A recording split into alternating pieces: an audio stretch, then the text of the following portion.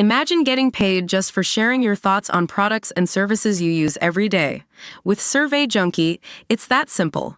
Click on the link in the video description to discover how you can start earning today by taking surveys. For more than 20 years, a group of residents have been fighting a battle to preserve one of the last bastions of rural peace on Alabama's small slice of the southern coast. Fort Morgan is not a city or even a town, it's an unincorporated community of around 650 people in Baldwin County sandwiched between the blue waters of Bon Secour Bay and the Gulf of Mexico. It occupies a narrow, sandy peninsula traversed by a single two-lane highway. The western tip is punctuated by an early 1800s pentagonal fortress, while urban life begins 10 miles to the east. The highway is lined by well-kept, multicolored homes with picturesque ocean views. Local father of five Bryce Porter said residents are drawn to the area for its beautiful natural surroundings and the slow pace of life that comes with it.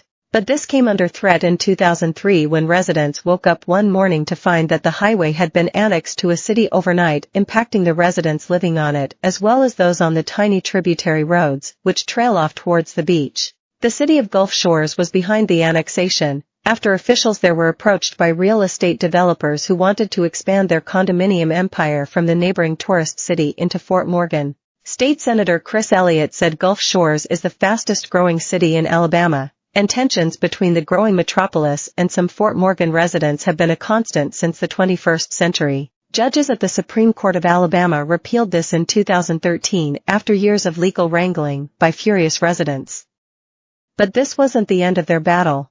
Bryce said it created long memories of hurt feelings, and residents have been on the alert for further attempts to parcel parts of their land ever since. Tensions flared last month after the city again attempted to annex a handful of properties by stealth, according to local residents.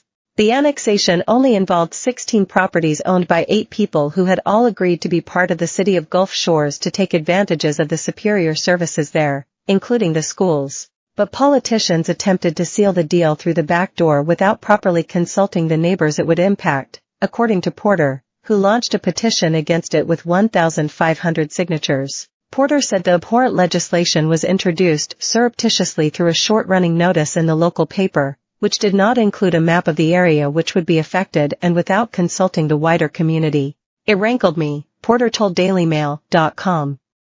I don't like the way people in my community are being treated. It rankled other residents too.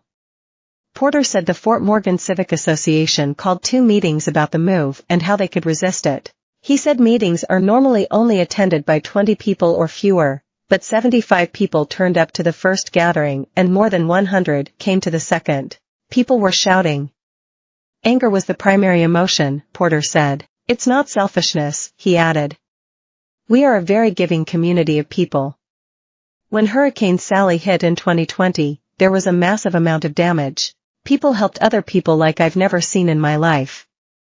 It's a very generous community of people.